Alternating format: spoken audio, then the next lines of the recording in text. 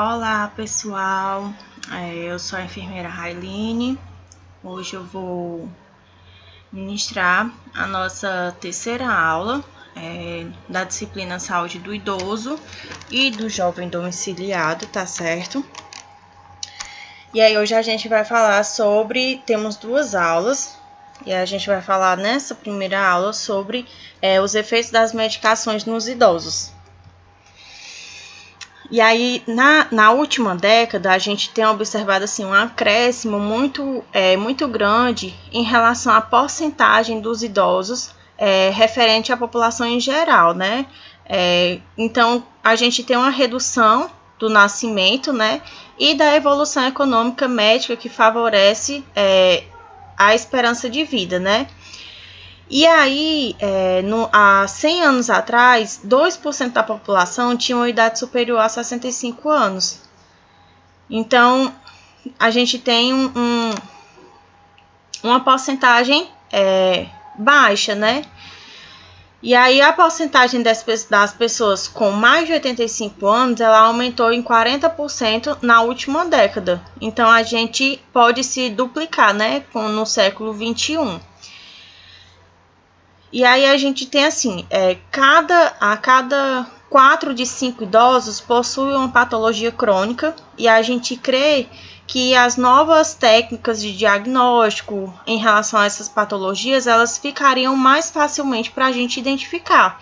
Então, a utilização de técnicas inovadoras, em que a gente se baseia, por exemplo, nas imagens de ressonância magnética, a tomografia, as técnicas radioimunológicas, as que utilizam anticorpos, ela permite chegar a uma elaboração de diagnósticos que há alguns anos não seria possível ou que demoraria muito tempo. E aí a gente tem alguns medicamentos que tem um risco maior para os idosos, né?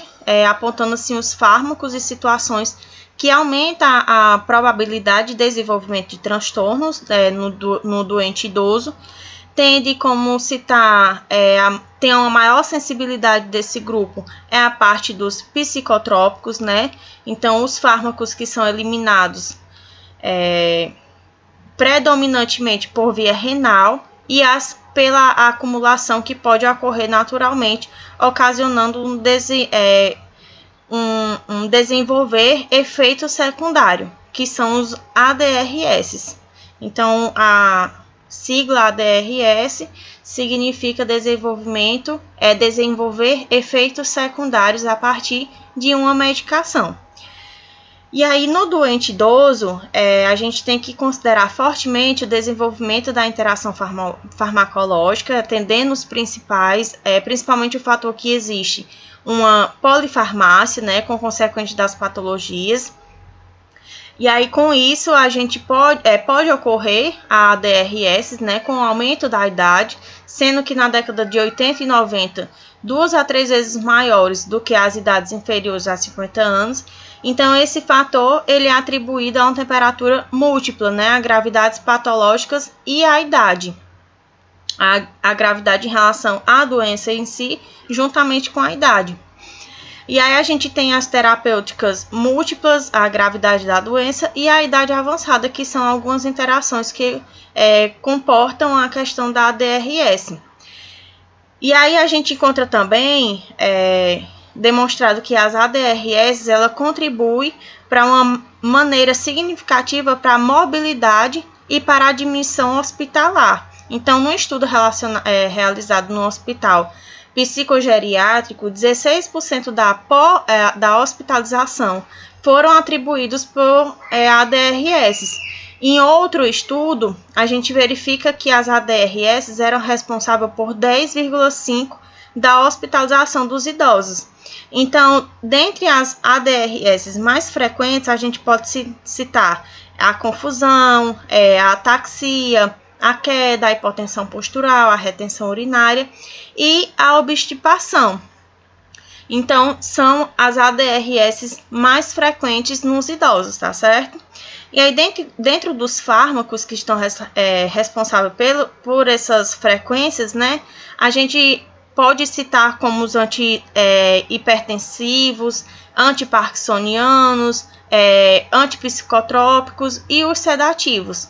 E aí o tratamento do doente, ele exige um cuidado especial e correto, né, em relação à avaliação dos seus objetivos, porque se pode dirigir apenas ao alívio da sintomatologia, à suspensão da doença ou à cura. Então, atendendo à esperança de vida, de aumentar a atualmente longa, vale a pena dirigir a terapêutica para a cura. Então, a gente tem que trabalhar não para poder só aliviar aqueles sintomas que o paciente está apresentando naquele momento, mas sim fazer uma terapêutica em que a gente consiga evoluir para chegar à cura daquela patologia que ele está apresentando.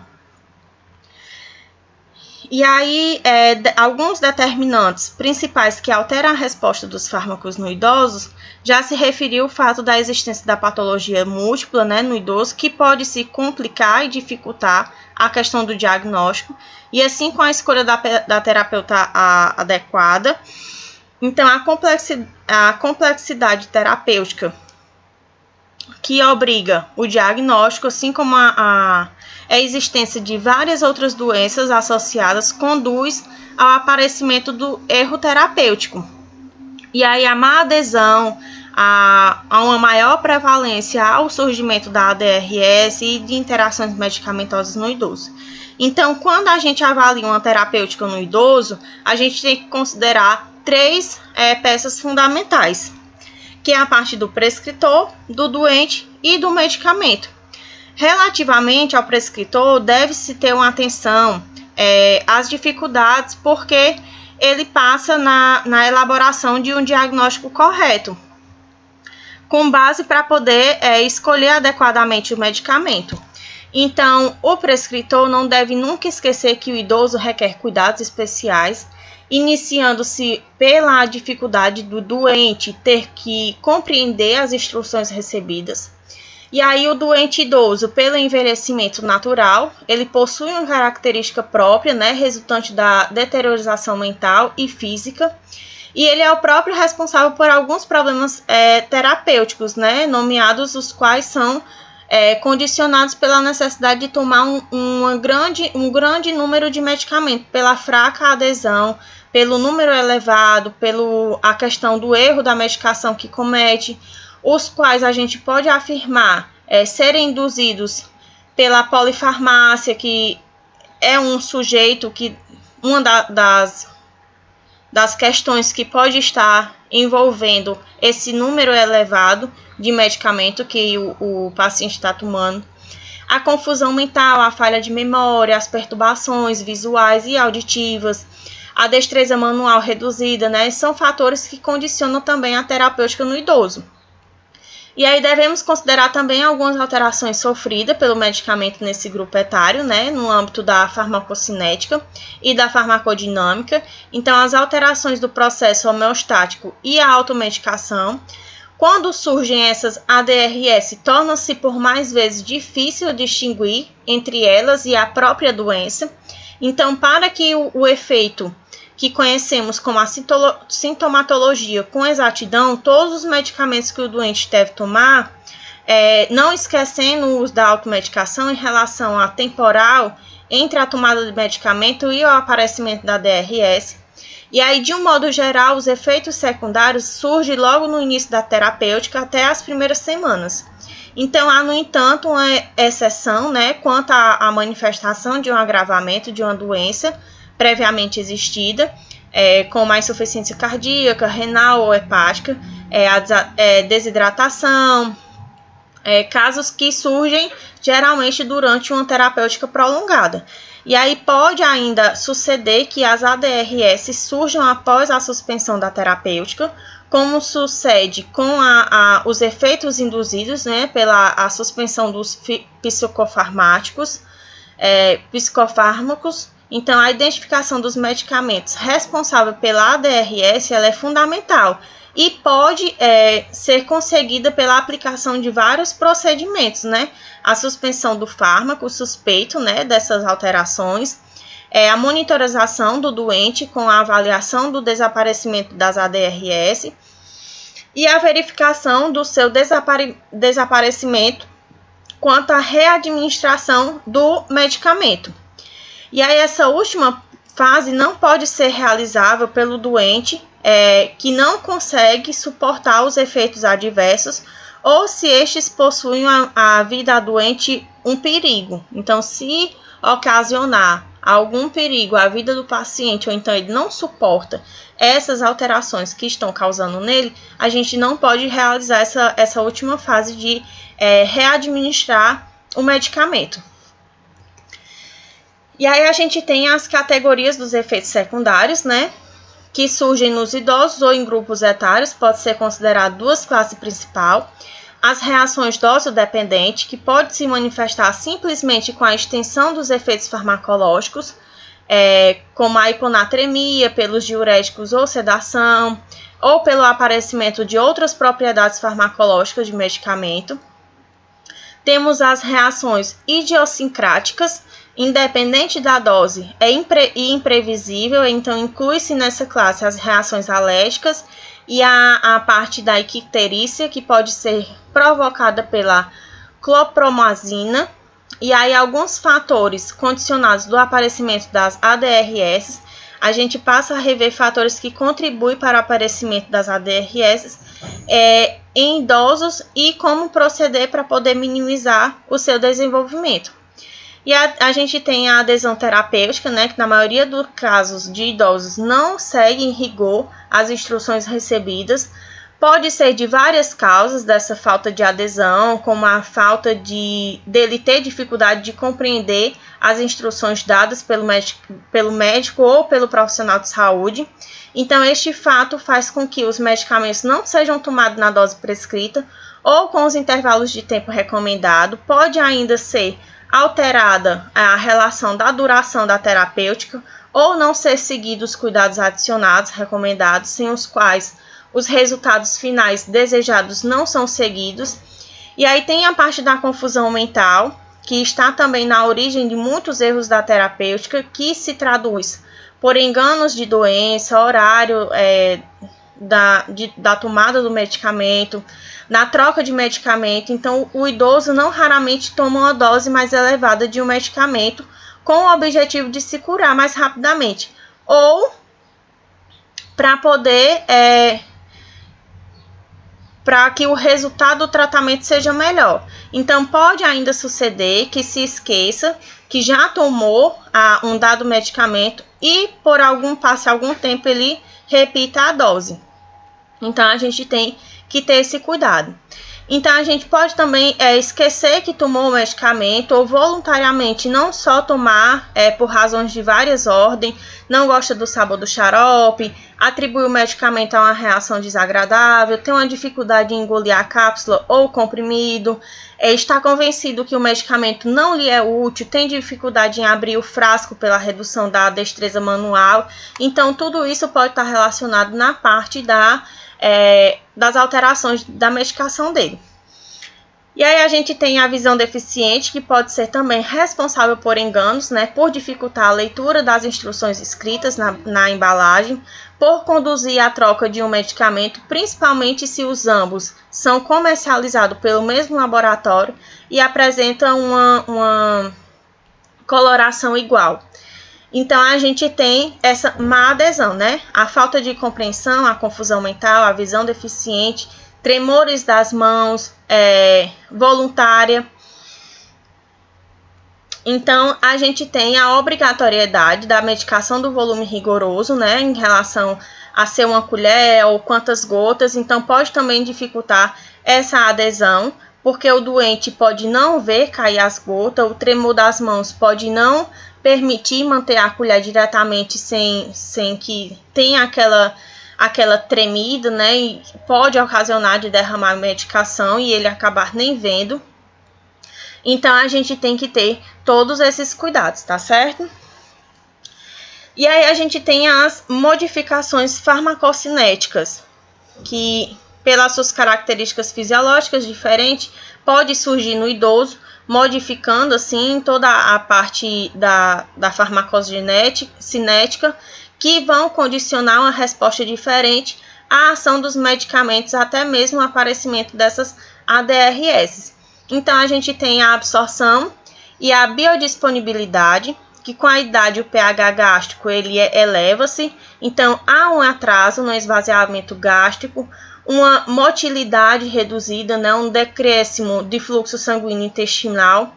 Então, apesar das modificações apontadas, não tem sido postas em evidências algumas alterações significativas da biodisponibilidade. No entanto, as patologias relacionadas às gastrointestinais, que pode alterar a biodisponibilidade farmacológica, como a endose pilórica, a parte das síndromes de malabsorção. Então, quando a biodisponibilidade é condicionada por um mecanismo de primeira passagem no fígado, com a idade, a porcentagem do fármaco ele se desgrada na primeira passagem e pode ir reduzindo o aumento da disponibilidade do idoso em relação a digoxina, algumas medicações, tá certo? Na parte da distribuição, ela é condicionada pela composição corporal, que ela é ligada às proteínas plasmáticas e pelo o fluxo sanguíneo orgânico. No idoso, a gente sabe que tem uma redução do teor de água total corporal, né? Que pode ser dada pela uma dose administrada no idoso, pode determinar uma concentração sérica mais elevada se o fármaco se distribuir predominantemente na água corporal. A gordura corporal em relação ao peso aumenta no idoso até os 85 anos, reduzindo-se posteriormente. E aí esse aumento ele é responsável pelo maior volume de distribuição dos fármacos. E aí resultando uma redução de concentração e uma maior duração das ações farmacológicas. E aí, apesar de tudo, em termos práticos, essas alterações não são significativas, tendo em consideração os efeitos farmacológicos, dependendo da distribuição e da ação dos medicamentos no órgão-alvo, e que estes parâmetros são dependentes da ligação do fármaco às proteínas plasmáticas no idoso, tá? Então, pela redução da relação da albumina, da globulina, os fármacos que se ligam predominante à albumina, pode apresentar uma fração mais livre,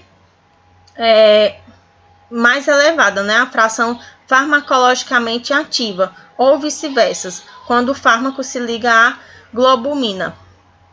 E aí, exemplos de alguns fármacos que se ligam à albumina é o diazepam, a fenitoína, a farvarina. E aí, as que se ligam a glicoproteínas é os antidepressivos, os antipsicóticos, os bloqueadores beta-adrenérgicos. E aí, em relação à eliminação, os principais processos de eliminação dos fármacos é o metabolismo hepático, né, e a excreção renal, que é onde ocorre essa eliminação. Então, quando ocorre uma redução de eliminação, os fármacos apresentam um efeito mais prolongado e aí a concentração plasmática aumenta. E aí, se a dose não é ajustada ao doente, relativamente aos processos metabológicos hepáticos, sabe-se que a massa e o fluxo sanguíneo hepático se reduz com a idade. Então, no entanto, contrariamente ao que se poderia esperar, não há uma redução das reações metabólicas em geral, havendo apenas uma diminuição no processo oxidativo. Então, no que se refere à excreção renal, a gente sabe que o fluxo sanguíneo renal, o índice de filtração glomerular e a função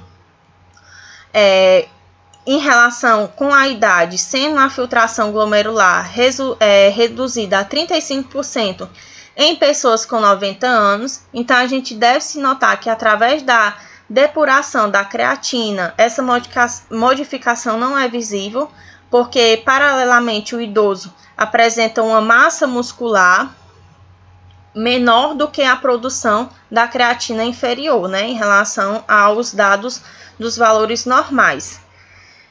Tá certo? E aí, alguns fatores farmacodinâmicos para que a gente exerça o seu efeito.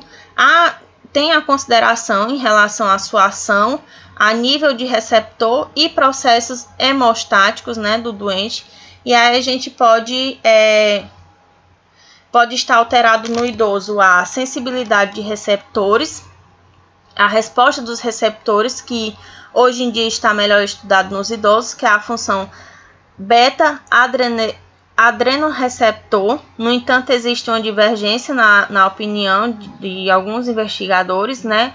Parecendo, contudo, que nesse grupo etário a intensidade da resposta é menor em relação aos receptores benzodiazepinos, né? Que apresentam uma sensibilidade maior nos idosos. E aí a gente tem as alterações da homeostase, que são as alterações da homeostase no idoso, são responsáveis frequentemente pelas ADRS, pelo aumento da sensibilidade dos efeitos farmacológicos. Então, as alterações homeostáticas do idoso mais evidenciado está em relação ao aparelho cardiovascular, né, que se traduz pelo desenvolvimento de uma taquicardia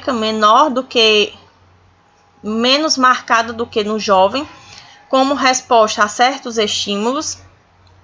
E aí o controle dos barroreceptores tem uma eficiência menor do que em relação aos antihipertensores. A questão da pressão arterial, né, provocada pelos antihipertensores, mas também por diuréticos, né. E aí temos também os termorreceptores, que estão mais sensíveis à relação à variação da temperatura, o que torna as pessoas desse grupo da faixa etária mais vulnerável à hipotemia, né, a indução pelo ambiente ou pela ação de medicamentos, podendo ser antidepressivos. E aí a função intestinal e urinária, ela resiste menor ao estresse, né, que é um dos efeitos dos laxantes, dos diuréticos. E aí a homeostase, ela pode ser alterada por todas esses receptores que eu disse a vocês, as alterações do aparelho cardiovascular, a menor sensibilidade dos barroreceptores, dos termorreceptores, as alterações das funções intestinais e urinárias, a instabilidade corporal comprometida. E aí todos eles podem estar ocasionando a alteração da homeostase. E aí a gente tem os fatores nutricionais, né, que os aspectos nutricional do idoso normalmente está deficiente, pode ter uma repercussão a nível da resposta farmacológica como consequência de modificação de farmacocinética.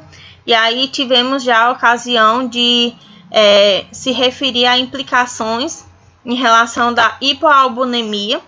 E aí são também a gente também pode se referir às interações de nível da absorção do medicamento, né? Tendo uma demora ou uma redução do teor absorvido quando os fármacos são tomados de estômago cheio.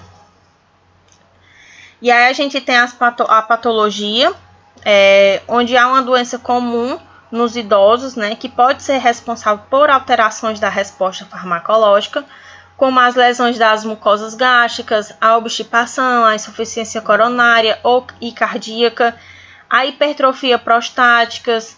Então, alguns sintomas e fármacos que mais frequentes denominados ADRS no idosos, o sistema nervoso central é um dos da área mais sensível, né, em relação ao surgimento da ADRS, podendo se manifestar o delírio, a confusão, a convulsão, pesadelos, sonhos vivos, a insônia, a depressão, e pode ocasionar até mesmo queda, né, resultante das ações dos medicamentos do